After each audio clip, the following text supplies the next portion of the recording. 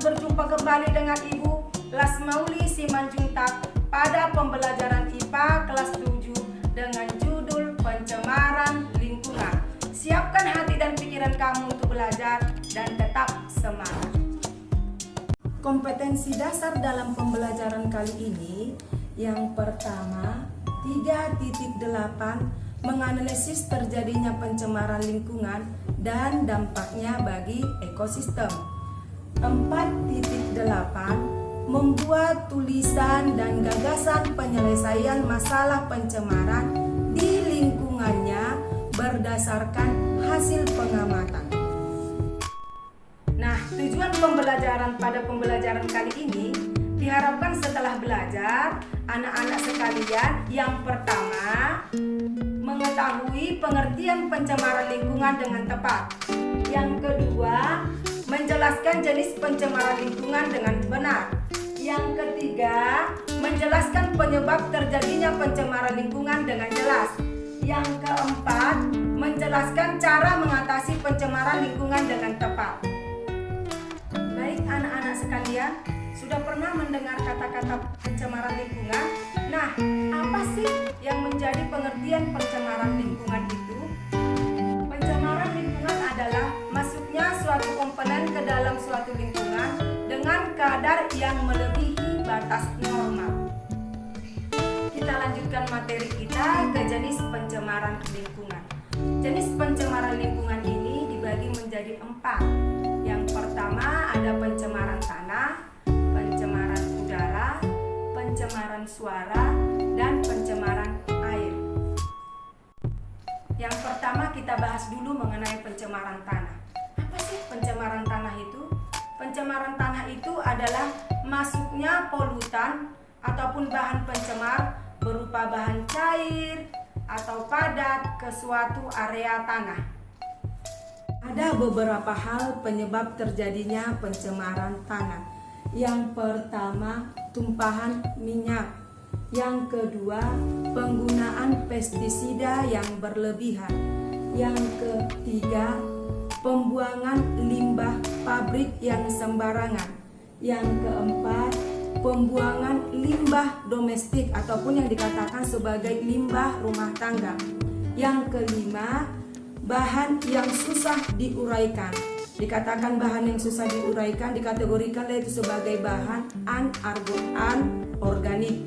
Yang keenam, limbah cair. Limbah cair di sini dapat berupa pembuangan sisa deterjen yang berlebihan. Yang ketujuh, adanya perbuatan manusia berupa ladang berpindah. Yang kedelapan, percobaan nuklir. Dampak pencemaran tanah tersebut berakibat ke beberapa aspek. Yang pertama, berdampak terhadap aspek kesehatan. Misalnya, menyebabkan kerusakan organ otak dan kerusakan organ ginjal.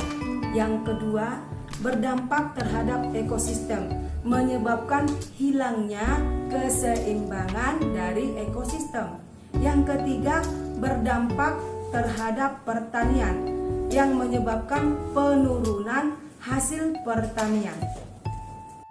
Kita lanjutkan materi kita, bagaimana cara pengendalian pencemaran tanah. Ada beberapa cara yang dapat kita lakukan untuk mengendalikan pencemaran tanah tersebut.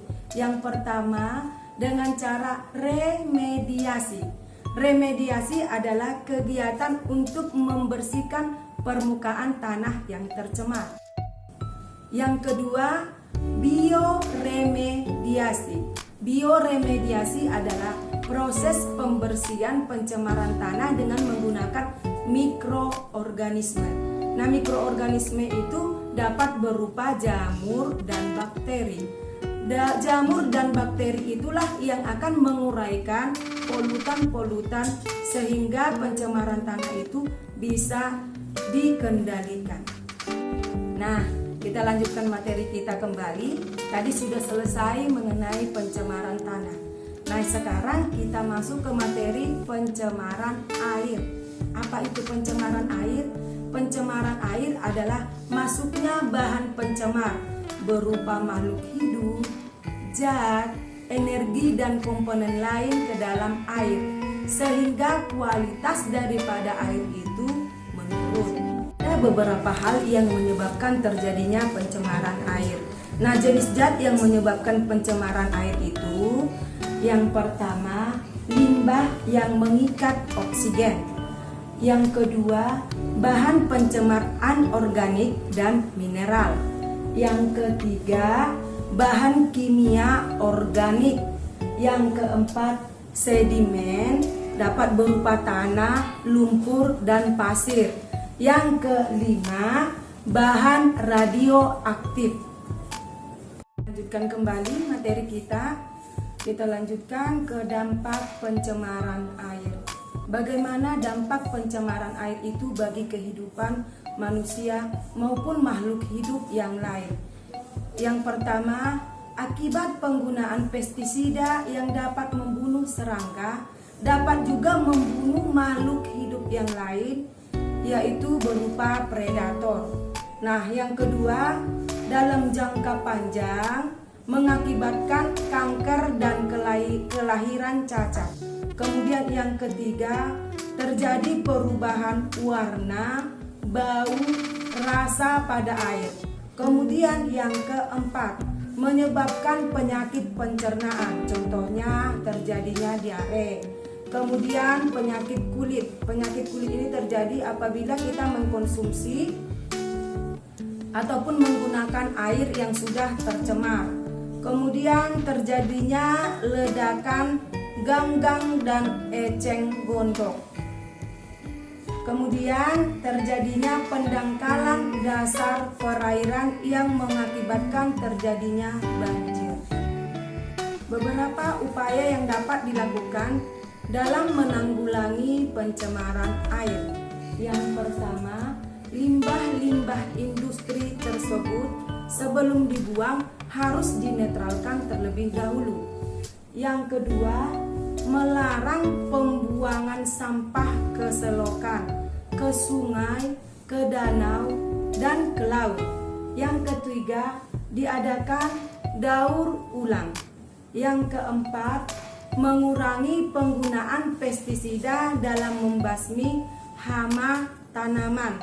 Yang kelima, setiap perusahaan itu diwajibkan memiliki peralatan yang dapat membendung tumpahan minyak dan menyedotnya kembali.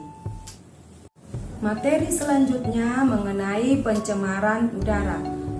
Pencemaran udara adalah masuk dan tercampurnya unsur-unsur berbahaya ke dalam atmosfer yang menyebabkan terjadinya perubahan komposisi di dalam udara dan menyebabkan terjadinya gangguan kesehatan pada manusia.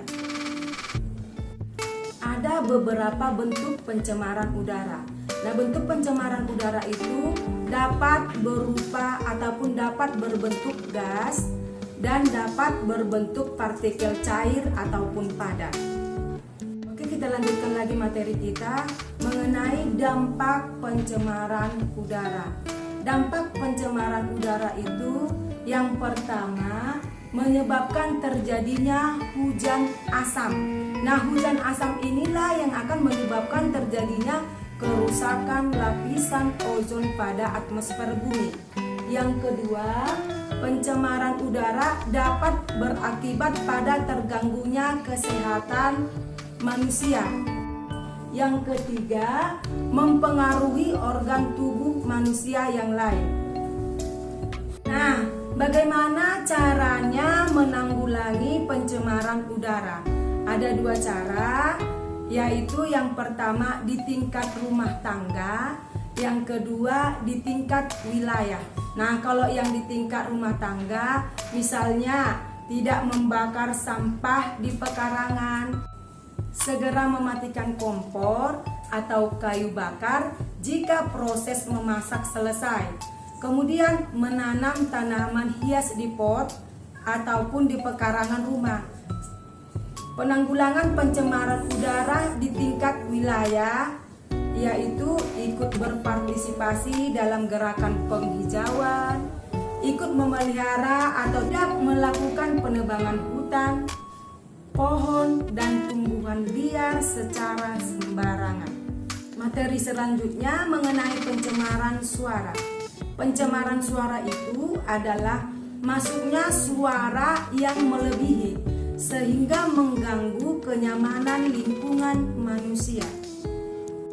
Nah, dampak pencemaran suara itu yang pertama adanya gangguan fisik. Gangguan fisik ini maksudnya gangguan pada telinga manusia. Yang kedua adanya gangguan psikologis ataupun yang dikatakan dengan gangguan mental. Kemudian adanya gangguan komunikasi. Yang keempat, penurunan produktivitas kerja. Artinya apabila kita berada dalam situasi keadaan suara yang begitu kuat, otomatis fisik dan psikis kita terganggu, itu berakibat terhadap produktivitas kerja manusia yang bisa menurun. Nah, bagaimana cara pengendalian dan pencegahan kebisingan tersebut ataupun yang dikatakan pengendalian pencemaran suara? Yang pertama, penggunaan alat peredam suara. Yang kedua, mengurangi kebisingan dengan menggunakan peralatan rumah tangga yang tidak mengeluarkan suara yang berlebihan. Baiklah, sebelum pembelajaran ini Ibu akhiri, ada baiknya Ibu memberikan tugas kepada anak-anak sekalian. Ibu harapkan tugas yang Ibu kasih ini anak-anak semuanya mengerjakan. Perhatikan gambar berikut ini. Setelah kamu memperhatikan gambarnya, coba kamu kerjakan tugas yang Ibu berikan. Yang pertama, menurut pengamatanmu, gambar di atas termasuk ke dalam salah satu pencemaran jenis apa? Yang kedua, bagaimana cara menanggulangi pencemaran berdasarkan gambar di atas? Yang ketiga, menurut pendapatmu, apa penyebab hal di atas terjadi? Yang keempat, tuliskan bagaimana cara menanggulanginya. Demikianlah pembelajaran kita kali ini. Semoga bermanfaat bagi anak-anak sekalian. Ibu harapkan tugas yang Ibu berikan dikerjakan dan dikumpulkan. Semoga anak-anak kami semuanya tetap dalam keadaan sehat dan mengikuti protokol kesehatan. Sampai berjumpa di pembelajaran berikutnya. Selamat pagi, salam sejahtera bagi kita semua.